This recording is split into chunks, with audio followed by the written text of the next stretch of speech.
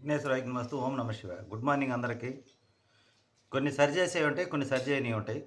ఎన్నిసార్లు ఎంత చెప్పినా మా కామెంట్లు పెడతానే ఉన్నారు.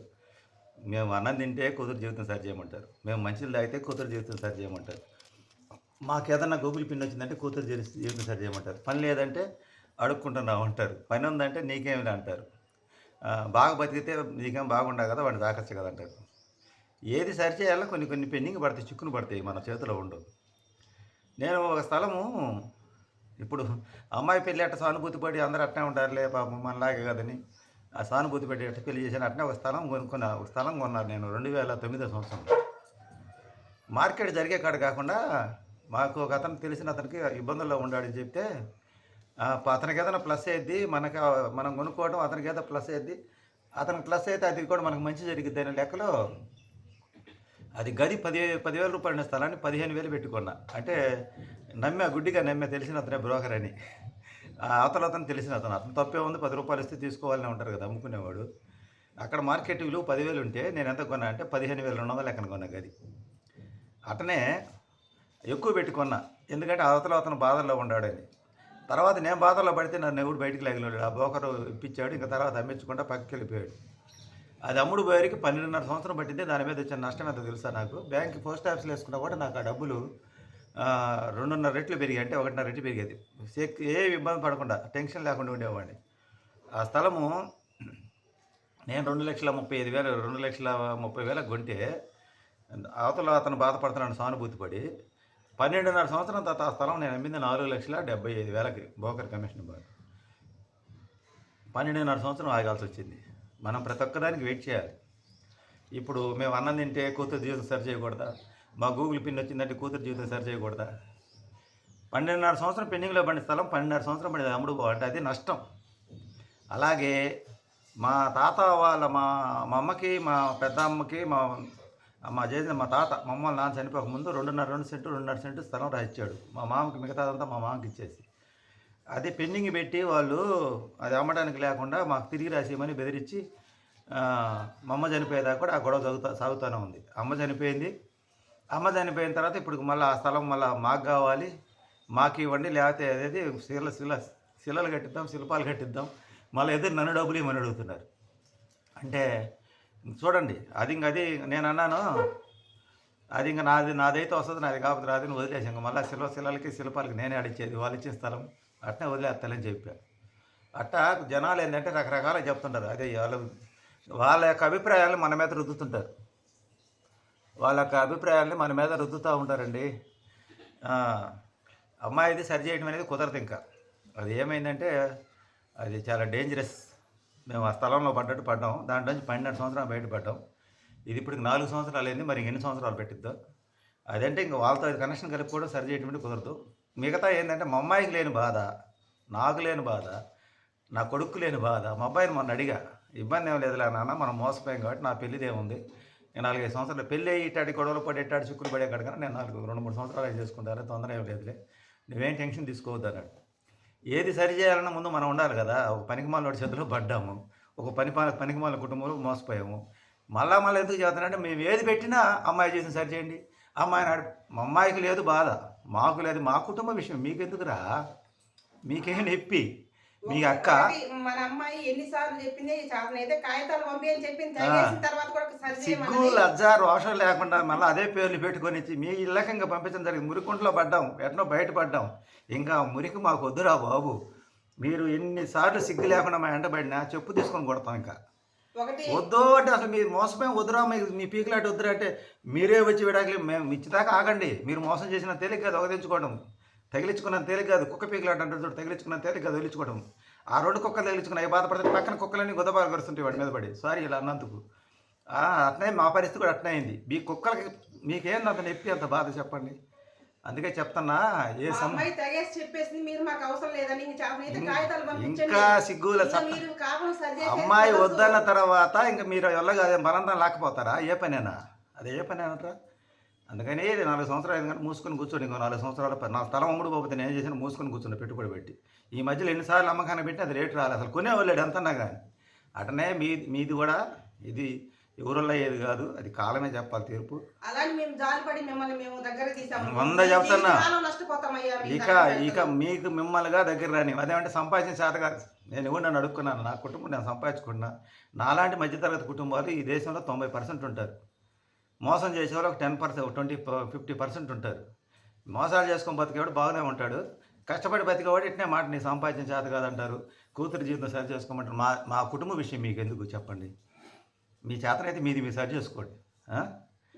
మీ అమ్మకి ఆరోగ్యం బాగాలేదు, సరి చేసుకో. మీ నాన్న వృద్ధాప్యం వచ్చింది, ఇయ్యాల రేపు పోతాను ఏదైనా పని చూసుకొని బతుకు. ఎందుకని అంతేకాని మా విషయం ఎందుకు అది. అరే వాడిని సంపాదించుకొని పని చేసుకొని బతకమని ఇంకొకళ్ళు అంటాడు మీకు సంపాదనే సమస్య అంటే, సంపాదన లేకపోతే పొద్దున్న నిద్రలేసిన కానీ పొద్దున్న కదా రోజుకి 8,000 రూపాయలు ఖర్చు అవుతుంది మాకు. మరి ఎట్ట జరగాలి? మీరు ఏమైనా ఇస్తున్నారా? ఎవరన్నా అడుక్కుంటే ఇస్తారా డబ్బులు? అడుక్కుంటే ఒకళ్ళు ఇచ్చిన ఒక పూట ఇస్తారు, 2 పూటలు ఇస్తారు, 3వ పూట ఎవరు రప్పించినా వెళ్ళారు. మనం కష్టపడాల్సిందే.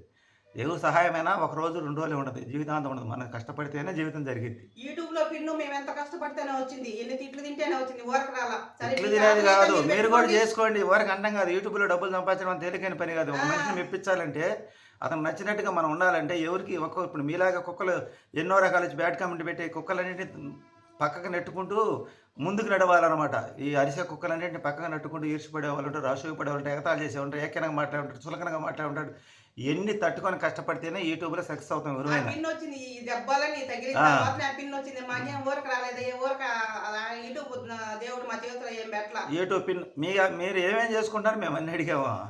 మీలాగా ఊరకు తిరిగి మీలాగా ఎవరిని చేయట్లేదు. ఒకడు అంటాడు నీకు తెలియలే ఎందుకు సంపాదించి చేతికి ఇట్టాడు గాలిలా కొడుకులు దాకాలా, ఇట్టాడు గాలిలో దాకాలా. నేను ప్రయోజకులు చేశాను నా పిల్లలిద్దరిని. అదే నేను సంపాదిస్తే నా పిల్లలిద్దరు అప్రయోజకులు అయ్యేవాళ్ళు. నేను లిమిట్గా పెద్దవాళ్ళు ఇచ్చిన ఆస్తి అంతా పోయినా కానీ నా పిల్లల్ని చదివించి ప్రయోజకులు చేశాను. నేనున్నా లేకపోయినా వాళ్ళ కాళ్ళ మీద వాళ్ళు బతుకుతారు. కానీ వాడు అబ్బా లేకపోతే వాడు బతకలేడు. వాడి స్నేహితులు ఎన్ని రోజులు వాడికి ముందు వస్తారు చెప్పండి.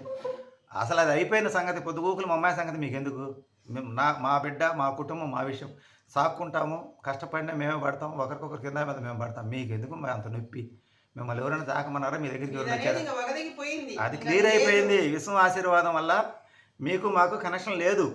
ఇంకా దాని గురించి మీరు కామెంట్లు పెట్టారంటే మాత్రం ఇంకా వాళ్ళు ఆ పేరు గల్లలో వచ్చి కామెంట్లు పెట్టారంటే మటుకు మర్యాదగా కూడా ఉండదు. మీరు ఎంత రెచ్చగొట్టినా, మీరు ఎంత రెచ్చిపోతే అన్ని వీడియోలు రన్ అవుతాయి. ఈ మధ్య నేను మీ వీడియోలు పెట్టడంలా అయినా కానీ మీరు మళ్ళీ మమ్మల్ని గెలుగుతూనే ఉన్నారు. మీరు అయిపోయిన సినిమా గురించి ఇంకొద్దు కానీ ఫ్లాప్ అయిన సినిమా గురించి ఇంకా కొత్త సినిమా గురించి ఆలోచన చేసుకోండి. మాకు మీకు అనేది ఇంక జీవితంలో కుదరదు. ఎంతమంది వచ్చినా చెబుతున్నా కదా, నా కంఠంలో ప్రాణం ఉండగా జరగదు. ఒకవేళ ప్రాణం పోయినా కానీ మిమ్మల్ని మటుకు వదిలిపెట్టాను. అంత నా బాధ పెట్టాను నన్ను. మోసగాడు దుర్మార్గులు అని తెలిసిన తర్వాత ఇంక చీచా ఇంక ఎట్లా ఇస్తాం దగ్గరికి చెప్పండి.